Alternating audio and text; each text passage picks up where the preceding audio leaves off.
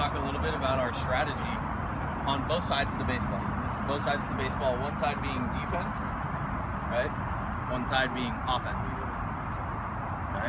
We're going to start with the defensive side, the defensive strategies. Okay? And it starts out first with nobody on base. Basically, before the guy even gets up to hit, you guys need to know where to play. Okay? So you guys play all the different positions.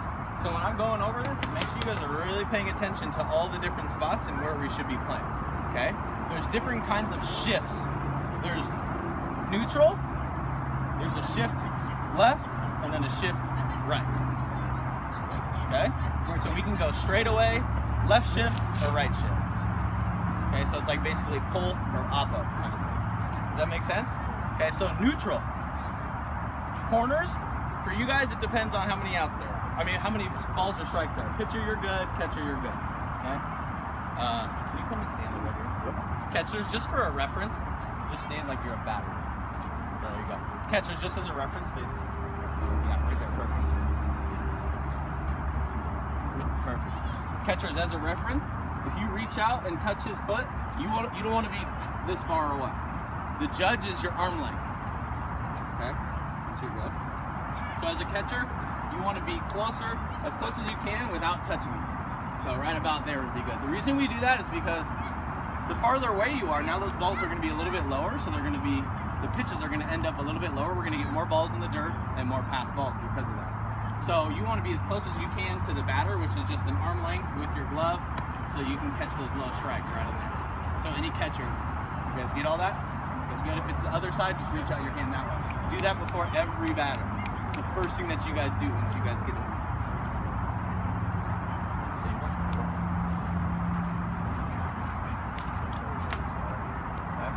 The reason I'm doing this because we don't want to yell at you guys every inning.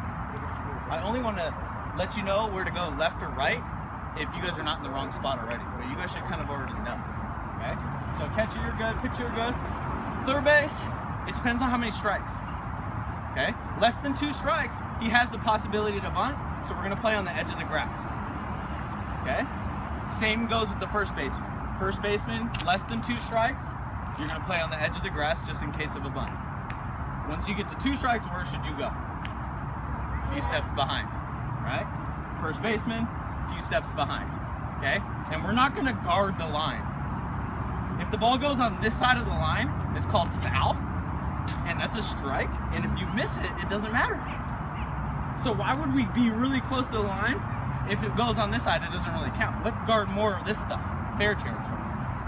Okay? So unless I say no doubles, which is late in the game or up by a run or 2, or they're up by a run or 2. If I say no doubles, now third baseman, you're going closer to the line to protect against this double. First baseman, you're going closer to the line to protect against this double. Does that make sense? So we have no doubles in the corners, and then I'll go over no doubles in the outfield. Shortstop. Okay? Neutral is just neutral, pretty much right in between. Maybe just a little bit left of center, right in between the 2 bags. Okay? 2 strikes, no strikes, 1 strike, doesn't matter. You guys are playing neutral. If I say, hey, let's play this guy to pull, you're going to play the hole a little bit.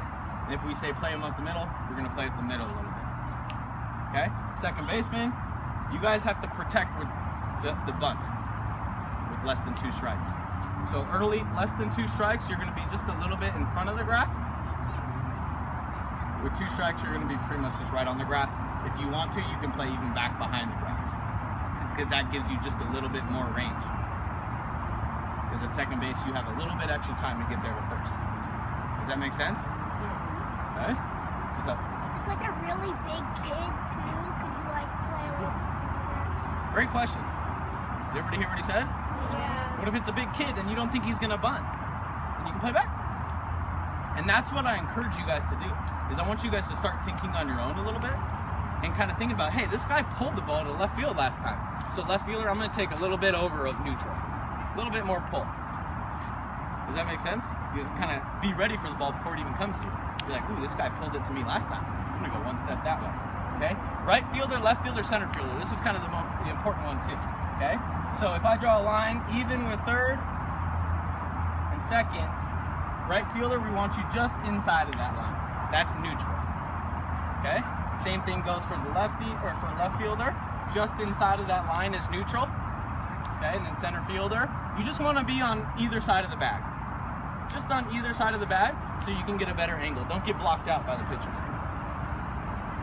Does that make sense? Okay.